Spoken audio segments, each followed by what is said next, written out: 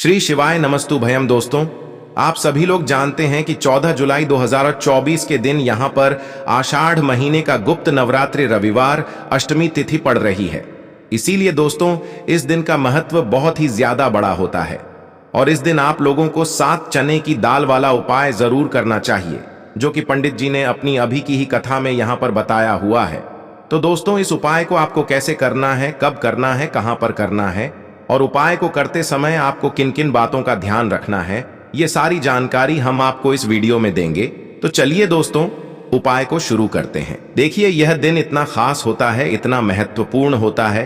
देखा गया है कभी कभी बड़े बड़े पूजा पाठ अनुष्ठान से जो मनोकामना पूर्ण नहीं होती है, वह 14 जुलाई 2024 आषाढ़ महीने का गुप्त नवरात्रि रविवार अष्टमी तिथि के दिन एक छोटे से उपाय करने से ही आपकी मनोकामना पूर्ण हो जाती है। और बहुत सारे लोगों ने इस उपाय को किया भी है और उनको इस उपाय को करने का फल भी जरूर मिला है। अगर आप लोग भी इस उपाय को 14 जुलाई 2024 आषाढ़ महीने का गुप्त नवरात्रि रविवार अष्टमी के दिन करना चाहते हैं, तो आप इस उपाय को पहले अच्छे से समझ लेना, सुन लेना, उसके बाद करना। आपको इस उपाय का फल जरूर मिलेगा और इस उपाय को करने से आपके घर में चाहे किसी भी प्रकार की दुख और समस्या क्यों ना चल रही हो, आपको उसका कारण भी नहीं पता है कि भाई यह समस्या किस कारण से चल रही है। उसका कुछ भी कारण हो सकता है, जैसे पितृदोष हो सकता है या किसी भी तरह का मंगल दोष भी हो सकता है, और भी बहुत तरह के दोष होते हैं, कुछ भी हो सकता है। पर आपको इस उपाय को करने के लिए अपने दोष को पता लगाने की भी जरूरत नहीं है। 14 जुलाई 2024 आषाढ़ महीने का गुप्त नवरात्रि रविवार अष्टमी के दिन इस 7 चने की दाल वाला उपाय को आप लोगों को कर लेना है। दोस्तों, अब हम समझते हैं इस वाले उपाय को हमें करना किस समय है। तो सबसे पहली बात दोस्तों, हम समझते हैं कि यह 7 चने की दाल वाला उपाय करना किसको है। तो देखिए, यहां पर सीधी सी बात है कि यह 7 चने की दाल वाला उपाय जो उपाय है, यह किस लिए किया जा रहा है। यह मनोकामना को पूर्ण करने के लिए किया जा रहा है, या आपके जीवन में जो दुख और परेशानियां हैं उनको दूर करने के लिए किया जा रहा है, या आपका कोई बड़ा काम है जो कि नहीं हो पा रहा है, आप उसके लिए इस उपाय को कर सकते हो। तो सीधी सी बात यह है कि आप अपनी किसी भी प्रकार की मनोकामना के लिए इस वाले उपाय को कर सकते हो। तो यह उपाय वह व्यक्ति कर सकता है जिस व्यक्ति को अपनी किसी भी प्रकार की मनोकामना भगवान शिव जी से पूर्ण करवानी हो। और अगर कोई भी माताएं बहनें जो हैं अपने घर की सुख और शांति के लिए, घर में धन समृद्धि को बढ़ाने के लिए वाला उपाय करना चाहती हैं, तो घर की जो बड़ी माताएं बहनें होंगी वह इस 7 चने की दाल वाला उपाय को विशेष रूप से करें, क्योंकि माताएं बहनें घर की लक्ष्मी होती हैं और जब घर की लक्ष्मी कोई विशेष उपाय करती है तो उसका फल ही बहुत जल्दी मिल जाता है और बहुत बड़ा होकर मिलता है।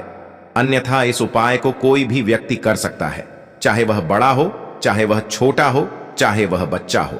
जिस व्यक्ति को यह 7 चने की दाल वाला उपाय समझ आ गया, वह व्यक्ति इस 7 चने की दाल वाला उपाय को आषाढ़ महीने का गुप्त नवरात्रि रविवार अष्टमी के दिन जरूर करे, क्योंकि उसको इस उपाय को फल बहुत ही जल्दी मिल जाएगा।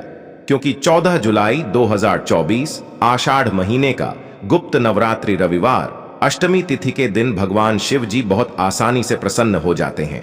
तो आइए अब हम समझते हैं कि इस 7 चने की दाल वाला उपाय को आपको करना कैसे है और इस उपाय को करने का जो समय है वह क्या है। तो देखिए, इस 14 जुलाई 2024 आषाढ़ महीने का गुप्त नवरात्रि रविवार अष्टमी तिथि के दिन किए जाने वाले यह 7 चने की दाल वाला जो उपाय है, यह मुख्य रूप से सुबह के समय होगा। किस समय होगा? सुबह के समय होगा। आपको कोशिश यही करनी है कि सुबह के समय हम इस 7 चने की दाल वाला जो उपाय को कर लें। पर किसी कारणवश अगर आप सुबह इस उपाय को ना कर पाओ, आपको कहीं काम से जाना हो या किसी और काम की वजह से आप उपाय को ना कर पाओ, तो आपके पास फिर दूसरा मौका रहेगा, जो कि शाम के समय का रहेगा, प्रदोष काल का रहेगा। अब भाई, प्रदोष काल का समय भी एक बहुत ही लोगों के मन में प्रश्न बन जाता है कि भाई यह समय होता कब है, कितने बजे से लेकर कितने बजे यह समय होता है, ताकि हमें उपाय के लिए जो है करने का समय पता लग जाए। तो हम आपको बता दें, प्रदोष काल का जो एक समय होता है, शाम का समय, वो होता है शाम के 6 बजे से लेकर शाम के 7 बजे के बीच का। इस समय के बीच में आप उपाय को करेंगे तो आपको उस उपाय का जरूर फल मिलेगा। तो शाम के 6 बजे से लेकर शाम के 7 बजे के बीच में आप लोग इस 7 चने की दाल वाला जो उपाय को कर सकते हो। तो भैया बहुत सारे लोग यहां पर यह प्रश्न भी जरूर करेंगे कि भाई हम तो नौकरी पर जाते हैं, हम अपनी ड्यूटी पर जाते हैं और आने में हमें देर हो जाती है, तो उस जगह पर हमें क्या करना चाहिए? तो देखिए, उन लोगों को भी टेंशन लेने की जरूरत नहीं है। अगर आप लोग इस उपाय को शाम के समय प्रदोष काल में कर रहे हैं और अगर आप आने में देरी भी हो जाती है, आपको आने में 7 बजे तक आप नहीं पहुंच पाते हो, तो भाई आप 7 या रात 8 बजे तक भी अगर उपाय को करोगे तो भी चल जाएगा। और अगर इससे भी थोड़ा देर हो जाती तो भी आप उपाय को कर सकते हो, क्योंकि 14 जुलाई 2024 आषाढ़ महीने का गुप्त नवरात्रि रविवार अष्टमी तिथि का दिन है। यह दिन बहुत ही कम आता है पूरे साल भर में, इसलिए जब आपको मौका मिल जाए, जब आप इस उपाय को जरूर कर लेना। कोई भी उपाय हो आप कभी भी कर सकते हो। गुप्त नवरात्रि रविवार अष्टमी के दिन बस कोशिश करना कि समय के थोड़ा मतलब अंतर्गत ही कर लो, पर किसी कारणवश अगर ना कर पाओ तो फिर आप थोड़ा देरी से भी कर सकते हो, आपको उपाय का फल जरूर मिलेगा। पूज्य गुरुजी ने कहा कि जब भी आषाढ़ महीने का गुप्त नवरात्रि रविवार के दिन अष्टमी तिथि पड़े तो आपको सिर्फ 7 चने की दाल शिवलिंग के ऊपर समर्पित कर देना है। इससे आपके जीवन में अगर धन वैभव की समस्या चल रही है, अगर आप रुपए पैसों के लिए बहुत ज्यादा परेशान रहते हैं, आर्थिक तंगी चल रही है, कई बार आप प्रयास बहुत करते हैं, मेहनत बहुत करते हैं, लेकिन आपको धन प्राप्त नहीं हो पाता है, आप मेहनत करने के बावजूद भी सफल नहीं हो पाते हैं, आप अपने व्यापार में असफल हो जाते हैं, नौकरी करने के प्रयास में असफल हो जाते हैं, किसी भी कार्य में अगर आप असफल हो रहे हो या फिर आपको धन की हानि हो रही हो, तो गुरुजी ने कहा कि आपको यह छोटा सा उपाय इस आषाढ़ महीने का गुप्त नवरात्रि रविवार अष्टमी तिथि की तिथि में जरूर करना चाहिए। तो चलिए जानते हैं इस विशेष उपाय के बारे में, लेकिन उससे पहले एक प्रार्थना, अगर आप चैनल पर नए हैं तो कृपया चैनल को सब्सक्राइब अवश्य कर लें। आज का यह वीडियो बहुत ही खास होने वाला है, क्योंकि गुप्त नवरात्रि रविवार की अष्टमी तिथि की तिथि में किए जाने वाले 3 विशेष उपाय आज आपको इस वीडियो में बताए जाएंगे। यह उपाय आप अपनी समस्या के अनुसार कर सकते हैं। इन उपायों में आपको धन प्राप्ति के उपाय बताए जाएंगे, आपकी मनोकामना पूर्ति के उपाय बताए जाएंगे, जीवन में किसी भी प्रकार के संकट चल रहे हैं, समस्याएं चल रही हैं, तो उनको दूर करने के उपाय बताए जाएंगे। चलिए जानते हैं पूज्य गुरुजी द्वारा बताए गए सबसे पहले और सबसे खास उपाय के बारे में। इस उपाय के लिए आपको सबसे पहले जरूरत पड़ेगी एक लोटे जल की। लोटा आप तांबे का ले लीजिएगा और जल आपको अपने किचन से लेना है। फिर इसी के साथ आपको सिर्फ 1 या 2 गुड़ के टुकड़े ले लेने हैं, छोटे छोटे गुड़ के टुकड़े आप ले लीजिएगा। फिर सबसे आखिर में आपको ले लेना है 5 या फिर 7 या फिर 11 या फिर 21 चने की दाल। जितनी भी आप चने की दाल ले सकते हैं उतनी आपको ले लेनी है। देखिए, 3 सामग्री लेकर आपको शिवालय पहुंच जाना है।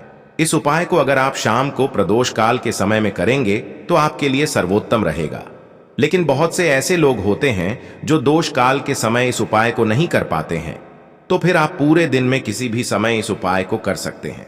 देखिए, शिवालय पहुंचने के बाद आप एक कोशिश करिएगा कि आप दक्षिण दिशा में बैठ जाइए और उत्तर दिशा की तरफ अपना फेस कर लीजिए। लेकिन अगर शिवालय में भीड़ है तो ऐसी स्थिति में गुरुजी कहते हैं कि आप किसी भी दिशा में बैठकर शिवलिंग की पूजा प्रार्थना कर सकते हैं। अब देखिए, आप जो गुड़ के टुकड़े लेकर आए हैं उनको इसी एक लोटे जल में डाल लीजिए और ओम नमः शिवाय मंत्र का स्मरण कर लीजिए। यह कार्य आपको शिवलिंग के सामने ही करना है।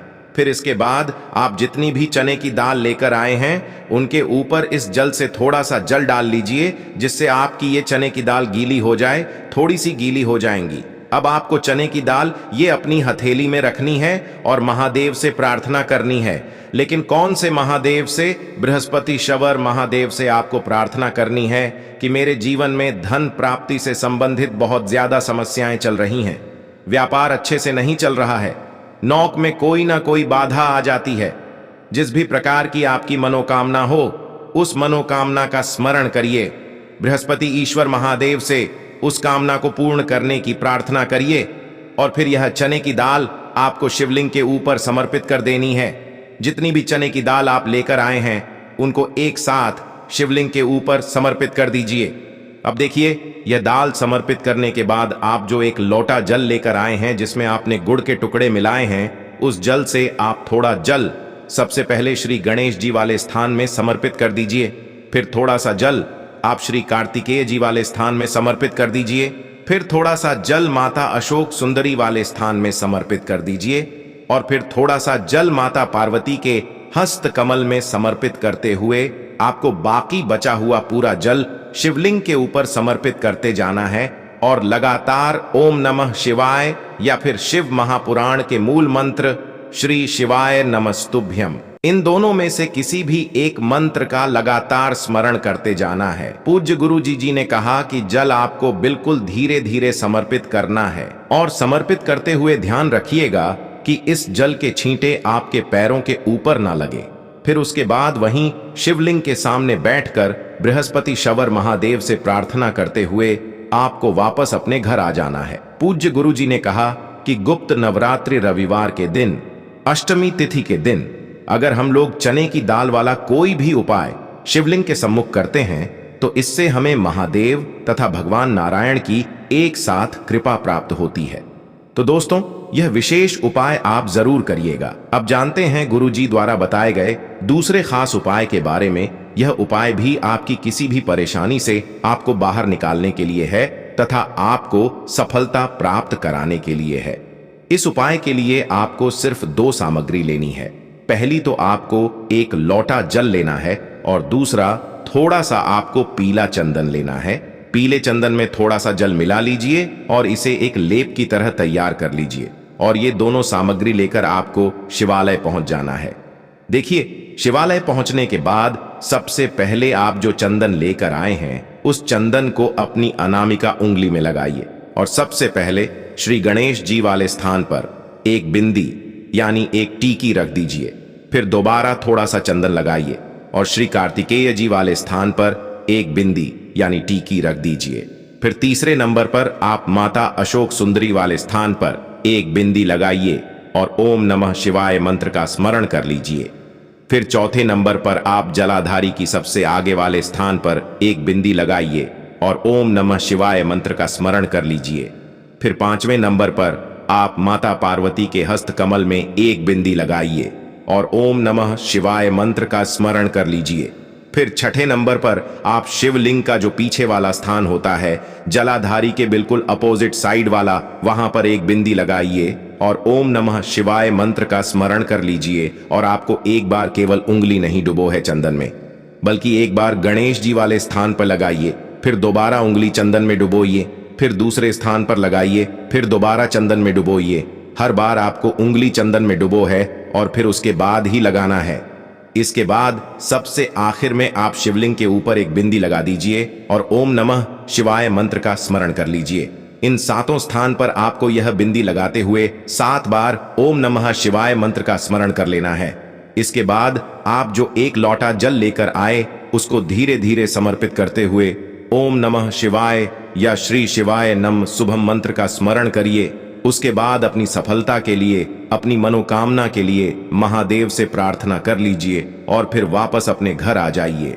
अब जानते हैं पूज्य गुरुजी द्वारा बताए गए सबसे आखिरी उपाय के बारे में। यह उपाय भी आपकी मनोकामना को पूर्ण करने के लिए है।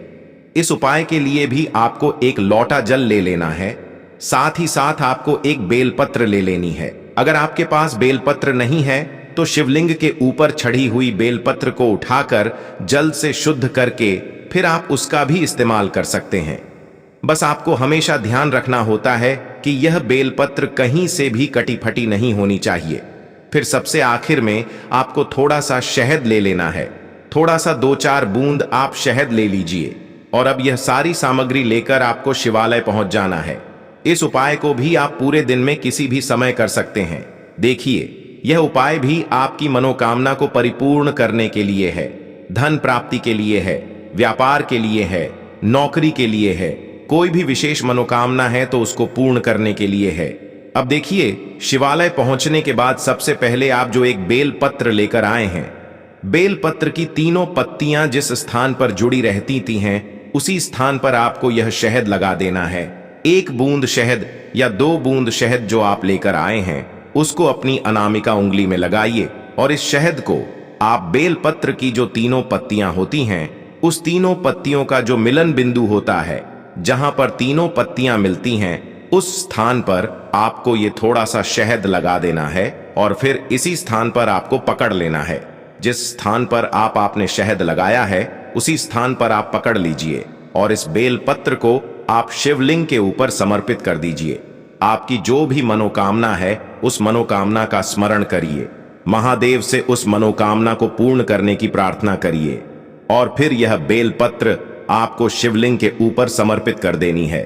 ध्यान रखिएगा, बेलपत्र की जो चिकनी साइड का हिस्सा है वो शिवलिंग में टच करेगा और बेलपत्र की डंडी जलाधारी की तरफ रहेगी। इसके बाद आप जो एक लोटा जल लेकर आए हैं उसको धीरे धीरे इसी बेलपत्र के ऊपर समर्पित करते जाइए और लगातार ओम नमः शिवाय या फिर श्री शिवाय नमस्तुभ्यम, इन दोनों में से किसी भी एक मंत्र का स्मरण करते जाइए। पूज्य गुरुजी ने कहा कि जल आपको इतने धीरे समर्पित करना है कि जल समर्पित करते हुए आप कम से कम 11 बार ओम नमः शिवाय मंत्र का स्मरण जरूर कर लें।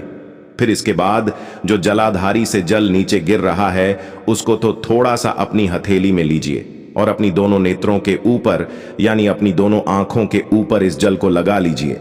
गुरुजी कहते हैं कि गुप्त नवरात्रि रविवार अष्टमी तिथि के दिन किए जाने वाला यह उपाय आपके सोए हुए भाग्य को चमकाने के लिए है, आपकी रूठी हुई किस्मत को बदलने के लिए है। इसलिए इस रविवार अष्टमी तिथि के दिन आप इस उपाय को जरूर करिएगा। पूज्य गुरुजी, इन 3 उपायों में से कोई भी एक उपाय अगर कोई व्यक्ति आषाढ़ महीने का गुप्त नवरात्रि रविवार अष्टमी तिथि में कर लेता है तो उसकी बड़ी से बड़ी मनोकामना महादेव की कृपा से परिपूर्ण हो जाती है और उसको भी धन वैभव संपदा की प्राप्ति होती है।